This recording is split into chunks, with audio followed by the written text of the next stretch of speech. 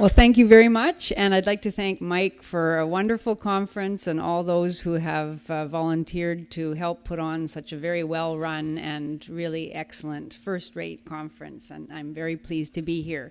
I should just mention before I start that the title of my talk is slightly misleading now. I do discuss the campus sexual assault tribunals near the end of the paper, but I got interested in setting the context for these sexual assault tribunals, the general demonization of young men on university campuses, and then that sort of took over the paper. So there's a lot about that at the beginning, and I was worried that many of you will know a lot of this stuff, and you probably know it as well as I do or better, but it's still somehow fascinating and important, I think, to speak about. Okay, so there we go.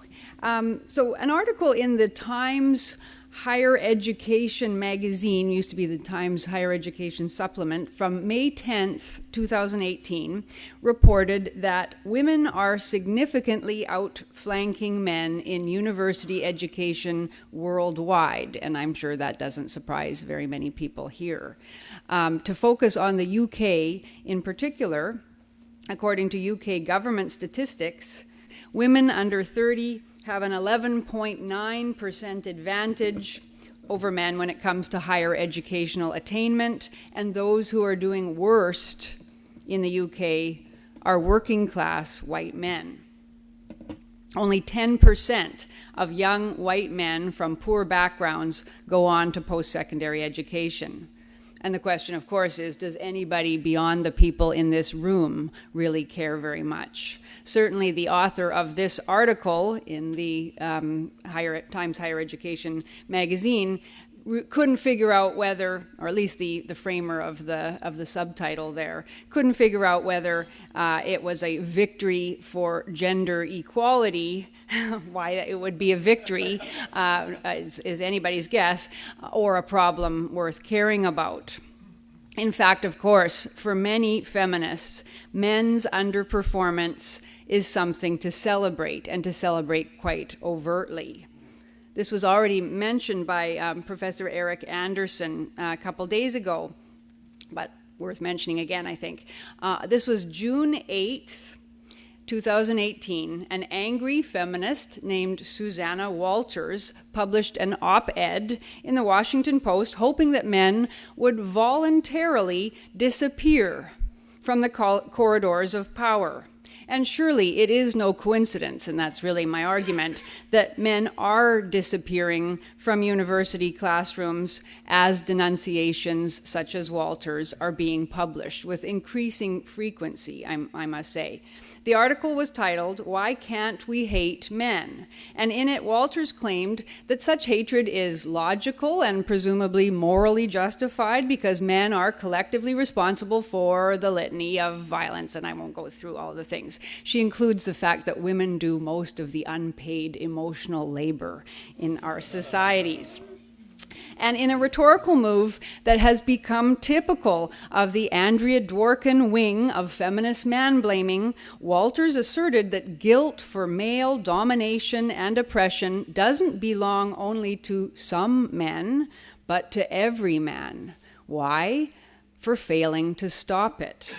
So that's what she says there. But truly, if he were with us, wouldn't this all have ended a long time ago? If he really were with us, wouldn't he reckon that one good way to change structural violence and inequity would be to refuse the power that comes with us? Now, how you could challenge something and end it by giving up power is beyond me, but logic isn't one of the issues that Professor Walters is strong on in this article. In fact, the whole article is so badly written. It's one of the things that is most striking to me, the banality, the lack of either rational or stylistic clarity, the commonplace, trite cliches, and this in a once respectable newspaper.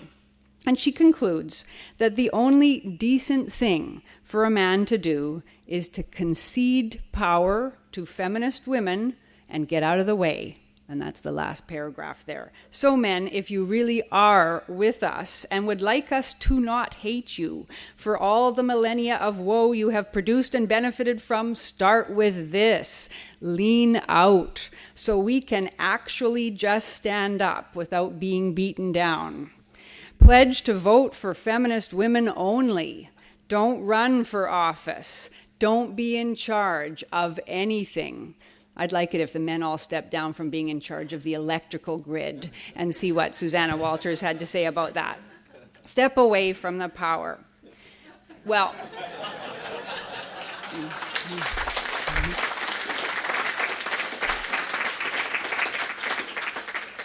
now, I'm sure that very few in this room are at all surprised that a once respectable newspaper would publish a statement of such demented hatred.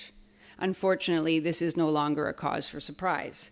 I do think it is somewhat remarkable, or at least notable, that Susanna Walters is a university professor of sociology and feminist studies, and unfortunately, not just any university professor. She's not a tenured kook that, they can't get rid of. She is the director of the Women's Gender and Sexuality Studies program at Northeastern University in Boston, and she's the editor of the academic journal Signs, which is maybe the most, if not at least one of the most prestigious gender studies journals in academia.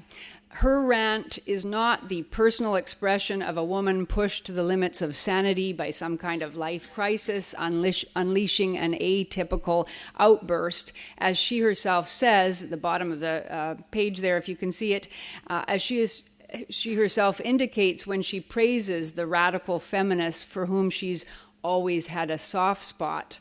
She's part of a long-standing tradition that has been fully embraced by universities in the Western world and is still very much alive and well, and not only in the gender studies departments, though of course they are the beating heart of academic feminism, but equally, I would say, or nearly equally, in the social sciences as a whole, in the faculty of law, in health sciences, certainly in the humanities, and even in STEM now. Walters' sanctioned fury is the fruit of decades of feminist theorizing that has recast the entire history of the human race as a plot by all men, or depending on your brand of feminism, only all white, heterosexual, able-bodied Christian and property-owning men, to oppress and to subjugate and to enslave and to disempower and to brutalize, slander, torment, and dehumanize all women, or depending on your brand of feminism, some poor white women, but especially Black, Muslim, lesbian, and gender non-conforming women. Of course, not everyone in academia supports Walters' view, but most do either enthusiastically or tacitly. But here's one standout, Professor Mark Perry from the University of Michigan. A few weeks after the rant that was published in the Washington Post, this economics professor from the University of Michigan requested a Title IX investigation of Professor Walters.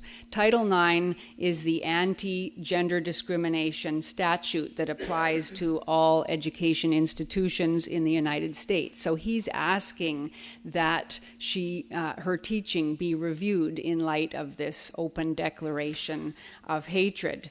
And so he asks, how would it be possible for Walters to publicly state that she hates all men and not discriminate against them, any more than a KKK racist who gives herself the right to hate all blacks or gays would not likely discriminate against those groups?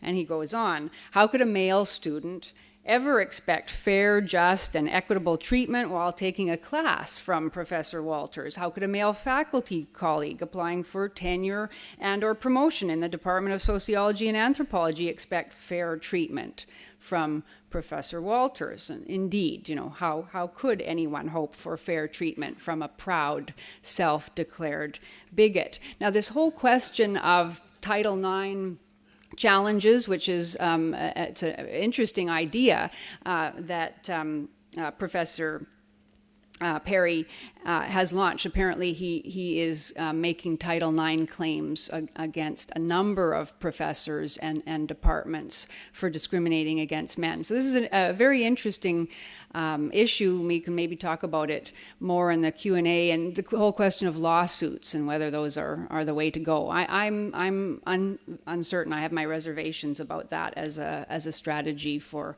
activism. Unfortunately, even if Susanna Walters were to be investigated and disciplined in some manner, which I highly doubt that she will, but even if she were, I don't think it would make much difference to the anti-male culture at universities in general.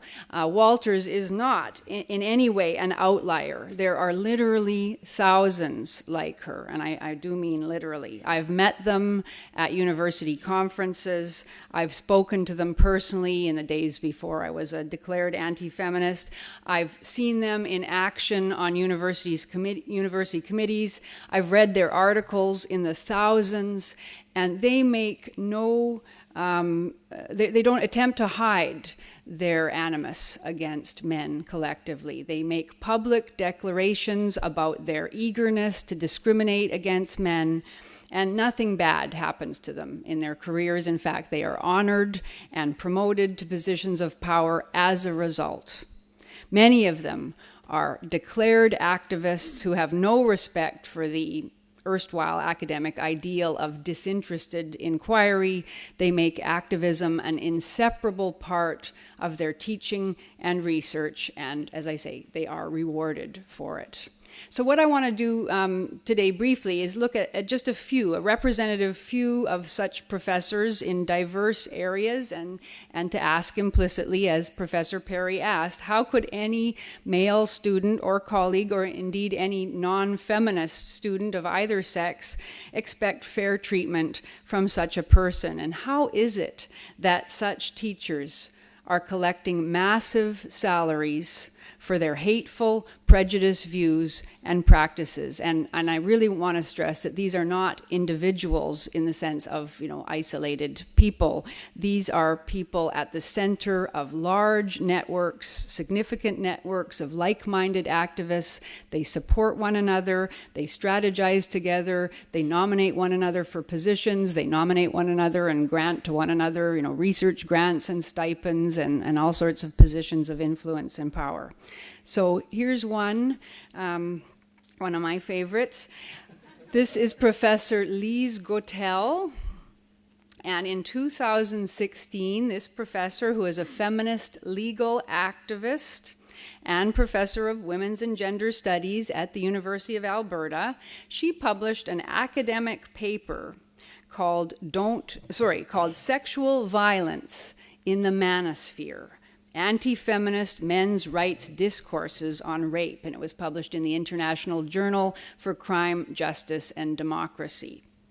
In that article, amongst other things, she looks at a lot of men's rights websites, and can't find a single thing on which men's rights are correct about anything. And she defended her role in this paper in a campaign called Don't Be That Guy, that started in Alberta in coordination with the Alberta police forces, and then spread to many university campuses across the country. And this campaign was essentially designed to lecture men about their propensity to rape. And Professor Gotell claims to have been incredulous that anyone could misinterpret the campaign as a slur on men. She said that the posters, quote, challenge the social norm of male sexual entitlement. Now, wait a minute, I think I went ahead too far. Yeah, sorry, there it is at the bottom. She said the ads challenge the social norm of male sexual entitlement, that feminist cliche, and seek to delegitimize common excuses for sexual assault. So in Professor Guttel's fantastical worldview, it is socially acceptable for men to think themselves entitled to women's bodies and therefore necessary for women like her to call them out on their Neanderthalism. And so here are some of the so-called challenges that the campaign mounted to the supposedly common and socially sanctioned excuses that men use to rape. So these are some of them. It's not sex when she's passed out. Just because she isn't saying no doesn't mean she's saying yes with an unconscious woman. Just because you helped her home, that's the one at the far corner here, doesn't mean you get to help yourself. So crude in the formulation. Picture of a man helping a staggering woman to his car. He's about to take her to his home in order to assault her, of course. None of the posters shows men being coerced into sex by women, and in fact, none of the posters in highly multicultural Canada shows any perpetrator other than a white man. Yet Guttel was indignant at the minor backlash to the posters, which she found deeply disturbing. She asserted that the posters did not stigmatize men and did not suggest that men are in general so brutal and stupid that they need to be educated to the fact that an unconscious woman can't be a willing sexual partner. And so this was her, that was her response to Karen Strawn's depiction. She said, this campaign's emphasis on men was not meant to construct all men as rapists, but instead to stigmatize perpetrators, but she doesn't make a distinction between men and perpetrators, and to educate men about consent. So, righto. I'm glad she cleared that up. Imagine being a non-feminist man in Professor Guttel's classes on feminism and sexual assault. She's a true ideologue, unable even to imagine what radical feminism feels like to the targets of its rage. Now, around the same time that Professor Guttel was defending her narrative about female innocent victimization and male brutality, Professor Judy Haven was also championing female students in her classes. In 2015, Professor Haven participated in a panel discussion at Dalhousie University in Halifax, Nova Scotia, to discuss campus misogyny. Haven teaches in the Sobey School of Business at St. Mary's University and is the head of an HR management and training firm called Better Workplaces Consulting. And during the panel discussion, she expressed her belief that because of the supposedly rampant structural misogyny on university campuses, it should be university policy for female students to speak first in every university classroom and at all public events on campus. And she said that this is a policy that she practices in her own classrooms, and according to reports on the event, her statement was met with a round of enthusiastic applause. And just for interest's sake, I looked up Professor Haven on Rate My Professor, which of course is not necessarily the most objective catalog of student comments. I hear that I've got some pretty bad ones up there too. But anyway, I immediately found, I didn't have to look past the first one, I immediately found a comment confirming that indeed she does practice this women first classroom policy. This student who wasn't pleased with it said, I ended up dropping the class even though I couldn't get my money back. She is extremely boring and doesn't let men speak until a woman has tried to answer.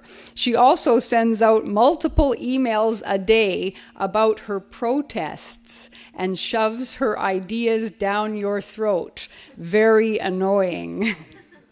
But the fact, of course, that Professor Haven can be completely transparent about her discriminatory policy and receive applause for it indicates the prevalence of anti-male animus at universities.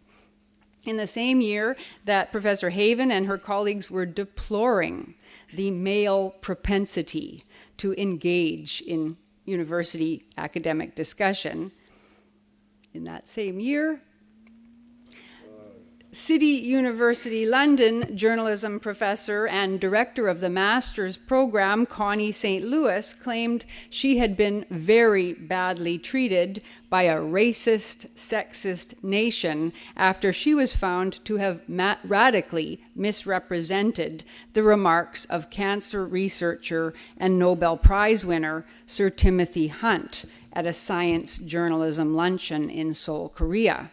St. Louis had taken only one part, you probably all know this better than I, had taken only one part of Sir Tim Hunt's comments at this luncheon, the joking part where he talked about his trouble with girls in the lab. She'd taken that and tweeted it as if it were the whole of his pre-luncheon speech.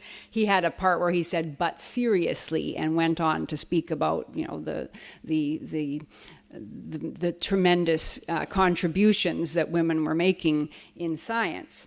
But she had claimed that the self-deprecating remarks represented the entire speech and that no one had laughed at his appalling misogyny, although other people reported that everybody recognized it was a joke and had chuckled. Then she went on BBC One's program, The Big Questions, and claimed that as a result of her campaign to have Sir Tim professionally and socially destroyed, and she was essentially, at least in the moment, she was certainly successful in that campaign.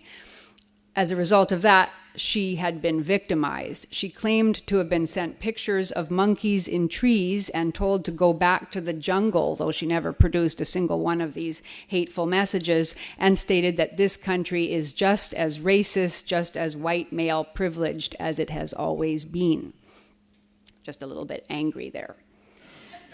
In January of 2016, professor of English at Columbian College at George Washington University in Washington, D.C., and director of the Institute for Medieval and Early Modern Studies, Jeffrey Jerome Cohen, participated in a sustained online attack on a retired professor of medieval studies named Alan Franson, who was a hitherto highly regarded scholar of medievalism. Now, what had Franson done in retirement that deserved a sustained barrage of Twitter denunciation and vitriolic blog posts and accusatory articles? Well, he had started a blog. There he is. He'd started a blog about men's issues and anti-feminism. And one of the early articles that he posted on this blog was called How to Fight Your Way Out of the Feminist Fog, and he called it FemFog for short. I found his I went and read a number of his posts and found them funny and very perceptive. He made the argument, the not particularly shocking or surprising argument, that the goal of feminism is to remove men from power, and that most men are afraid to question feminism. I think such claims are pretty easily defended, but for advancing that argument in his retirement and for using a phrase such as FemFog, he had to be metaphorically destroyed by his former colleagues, all for the good of women, of course. So this is what J.J. Cohen said in his own defense for leading this campaign to vilify Franson. What Franson published online and what many others say and do that aligns with his call to eradicate feminism is toxic to everyone, but especially to young female scholars who are that field's best future. They are the ones we need to make room for. And if it means loudly and publicly condemning misogyny and anti-feminism, although there is no misogyny in Professor Franson's post, but condemning misogyny and anti-feminism wherever it erupts, sign me up for every departing bandwagon. Well, in an earlier era, it would have been quite astounding to see a professor of medievalism declaring his enthusiastic dedication to joining every social smear bandwagon going. But unfortunately, that That enthusiasm is an apt description of what most ideologically committed professors do these days and think it their sacred duty. In March of 2017, University of Calgary English professor Rebecca Sullivan was brought on to CBC television, which is the baby equivalent of the BBC, as an expert analyst to discuss an attempted showing by a student group at the University of Calgary of Cassie Jay's film, The Red Pill. Though it was, the film was never able to be shown, and it was quite clear from everything that Professor Sullivan had to say that she had not done any serious investigation of the men's rights movement and hadn't even seen the film. But she had no hesitation in condemning it, and she claimed on national television with a derisive chuckle and no pushback from the host that the main message of the men's rights movement is, if only we could have sex with whoever, I think it should be whomever, but anyway, whoever and whatever we want, whenever we want, then maybe we wouldn't have to rape you. I guess, she and Professor Guttell need to get together on another poster campaign to tell men that you just can't do that. In the same month that Professor Sullivan was displaying her contempt for men, Professor Roz Kelsey, an instructor in kinesiology and health studies at the University of Regina and the chair of a campus program called Man Up Against Violence, organized something called the Masculinity Confession Booth, which was a place for students to confess sins of masculinity. From Monday, March 27th through Thursday, March 30th, students were told that we have all reinforced hypermasculinity one way or another, regardless of our gender. Come and share your sins so we can begin to discuss how to identify and change our ways. According to the Man Up Against Violence website, the initiative seeks to, I'm not sure if I've got this on the next slide. Oh yeah, there it is.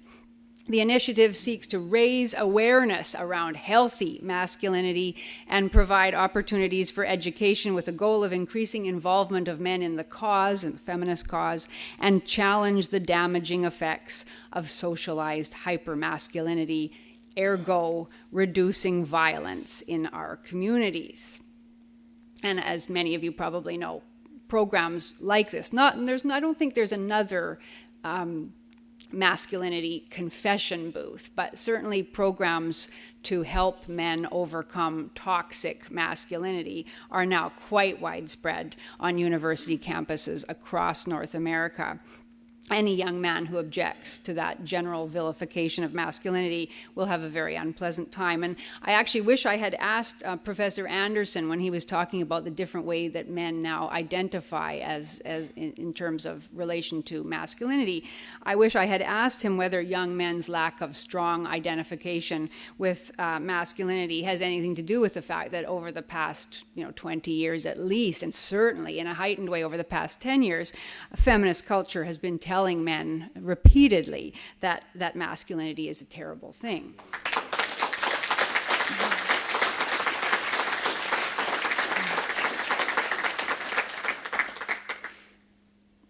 Okay, my last example. There are so many, but I could only choose a few. In April of 2017, a magazine called Inside Higher Ed published an article by an anonymous sociology professor called Surviving Rape Apologists in the Classroom. And I would recommend this paper to anybody who wonders what goes on in sociology classrooms, because it is amazing. It is amazing. She talks about how through discussing rape culture, some students in the class come to realize that they've been raped. Imagine that, coming to realize through your professor's discussion that you've been raped, and others come to realize that they have raped. But some men still resist. Some men still resist. So she talked about her traumatic experience as a rape survivor of having to grade a paper by a student arguing against the feminist theory of rape culture. And she considered this a violation akin to rape itself and made no secret of the fact that objectivity was impossible in such a case. And she says, none of my training or experience prepared me for something like this, to have a man disagree with her. Not even advice from the few feminist scholars I've had the pleasure of knowing. I found that very hard to believe. I was in a position where I had to take this student's words seriously, evaluate their merit, and provide a percentile score based on how well I thought they fit the parameters of the assignment. 0. You get a fucking 0. I literally screamed at my computer screen. I imagined him sitting on the other side of his computer screen, laughing at my pain, joking about my distress. How, I wondered, could I possibly evaluate this student's work in an unbiased fashion? Such a request would involve me living an entirely different life than the one I ever had. And one doesn't know where to begin. In the end, according to the author, she did manage to grade the paper. And of course, readers are obviously meant to applaud the enormous heroism of such an action. But I don't think any of us is left with the impression that she would, or even felt that she should, have graded the paper objectively. Feminism, of course, has long claimed that objectivity is just another patriarchal construct and not something a feminist should even strive for. And when you live in a world in which 1 in 3 women is subject to unspeakable sexual violence, why would you aim for objectivity in the classroom? And that's the whole problem that we're facing. So in this atmosphere of sustained contempt for men, and delusional conviction of women's oppression and male violence, it's no surprise that the investigation of male students accused of sexual misconduct has become a state-funded opportunity to shame and punish young men en masse for all manner of non-criminal but ostensibly forbidden conduct. As many of you know, in 2011, a Dear Colleague guidance document was issued by President Obama's Office of Civil Rights to all universities and colleges. It alleged that sexual misconduct, understood in the broadest possible manner, is a form of gender discrimination that must be investigated and punished as a Title IX violation. In other words, as an infringement on female students' right to pursue their education without discrimination. The Dear Colleague document, it's really worth reading, especially the question and answer sub-document that's attached to the Dear Colleague letter. It gave investigators the right to oversee and make judgments on all facets of students' sexual lives, all in the name of protecting female students, regardless of the fact that most academics, of course, have no legal training whatsoever in investigative procedures, in the examination of witnesses, or the evaluation of evidence. On pain of losing their federal funding, universities were required to show that they were responding to allegations of sexual harassment promptly and decisively, and of course, most were very happy to do so. During the investigations and hearings, due process protections for the accused were entirely disregarded. It was not required that accused students have lawyers present. Some universities did allow them to have, many didn't.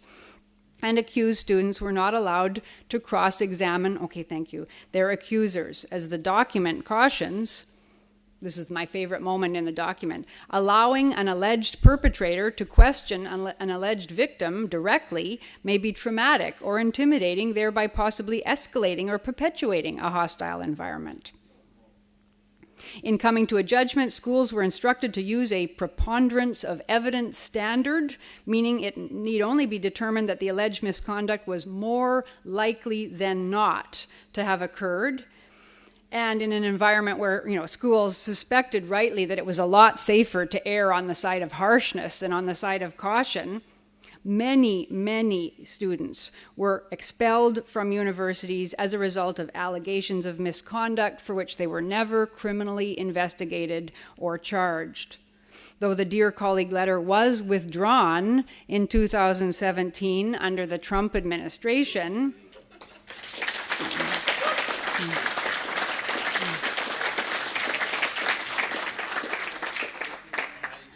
unfortunately, though, it will take years for new binding regulations to be put in place. Many universities are going to resist all the way through the courts. And in the meantime, the vast majority of universities under the sway of feminist ideologues are continuing the practices that they adopted under Obama. Unfortunately, I think it would take a veritable flood of successful lawsuits to change this one aspect of the anti-male culture of the university. And although there have been a very large number of successful suits in the United States, I think it's the fact that our side has nowhere near the resources, the energy, and the organizational clout that feminists and their allies can command. Even if we can win this one battle over the use of Title IX to persecute male students, the attacks on men as men and the implementation of feminist policies to discriminate against them will continue, certainly, for years to come. In my opinion, and I am a glass half empty sort of gal, so take it with a grain of salt, but in my opinion, the universities are lost to us. The universities, of course, they are those institutions that create the feminist foot soldiers who go on to become our primary school teachers, our journalists, our cultural commentators, our experts in a whole range of spheres, our academic researchers, our human resources managers, our policy makers, our social workers, I already said that one, in many cases, our politicians. I think they're dead. Our only hope in the present is the building of alternative structures to educate and credential our young people. But what a task that is, and how that is to be done is the urgent question that confronts us now, I think. Thank you very much.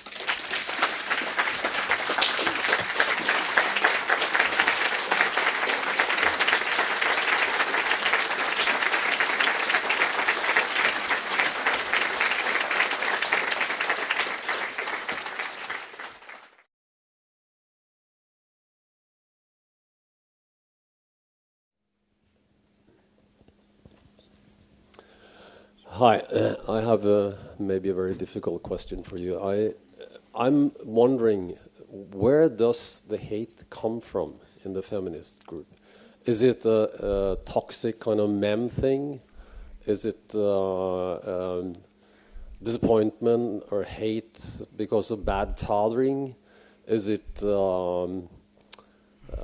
what actually does it come from? What's your thoughts about that? I'm no better equipped to answer that than anyone, really. Although I've certainly thought about it a great deal over the last 10 years or so. I think. Of course, one can't get inside the heads of all of these ideologues. But if you truly believe that the entire history of the human race is the history of men, a conscious plot by men to oppress women, to subjugate them, to belittle them, to demean them, to objectify them, etc., it's pretty hard not to hate that group, I think. And it's a very exhilarating feeling. It feels really good to be able to hate with impunity and to make that the ground of your existence. The other side of that hatred, of course, is love of yourself as a perfectly pure, innocent victim. So it gives you license to do all sorts of rude things, undercover that this is a bold blow against hegemonic masculinity. It gives you the right to make unfounded allegations. It gives you the right to make sweeping statements castigating an entire person group with very little blowback. It gives you the right to silence a whole room. When you tell your story of victimization, there's a very heady rush that comes along with that hatred, and with the loss of personal responsibility. You're not responsible for anything that's wrong with the world. It's their problem. That's a very good feeling too. And the power. It gives a great deal of power. Many of these ideologues have made, this is their whole career. They would lose their reputation, they would lose their very nice, secure salaries, and they would also lose the ground of their being. And it is a very satisfying ground. Thank you.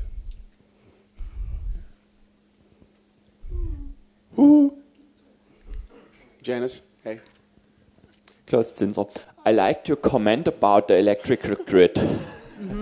But looking more on the economic points, for example, if countries are dealing with people in a very bad way, or let's say you are from the university and you said it could go worse that all people have to stay away from university to get a good education, is there a ranking? Is there a possibility to say, hey, I prefer this university, I go to this polytechnic, something like this, or I study in this country, because there I can be sure to get a good education, to get a good qualification, and can have a safe study instead of going to this university who is completely gender-driven. Is there a possibility to have such a kind of ranking or ruling? It would be possible if there were any universities that, declared themselves non-feminist, and I would hope that there would be some. I think there's one university in the United States. What's the name of it, David? I'm blanking on it. The famous private. Hillsdale. Yes, Hillsdale. So that's one. I don't, then they bring in all sorts of speakers who are forbidden on other university campuses, and they critique feminism quite openly. Other than that, the polytechnics, the sort of the 2-year general colleges are no different from the top-ranked Ivy League schools. I mean, I'm talking mainly about Canada and the United States, but I assume it's the same in Australia and in the UK. They all have embraced the feminist mantra. So I know that is the hope of many activists. Recently, many of you probably heard about the Lindsay Shepherd affair at Wilfrid Laurier University, which is a sort of lower tier Ontario university. And a lot of people said, but it's now the lowest ranked university in Ontario, and it's had a decline in enrollment and that sort of thing. But that's an illusion, because it's just as bad at the University of Toronto, where not a single professor would come forward to support Jordan Peterson when he made his first declaration that he wouldn't abide by compelled speech legislation. Not a single professor would stand up and say, I don't even necessarily care about the issue, but I support his right to speak. Not one. And hundreds signed a letter saying he was a danger and needed to be disciplined. And that's supposed to be probably the best university in Canada. So it doesn't matter where you go. They're all deeply feminist and oriented towards social justice ideology on a whole range of issues. Janice, thank you very much. Sorry to be so long.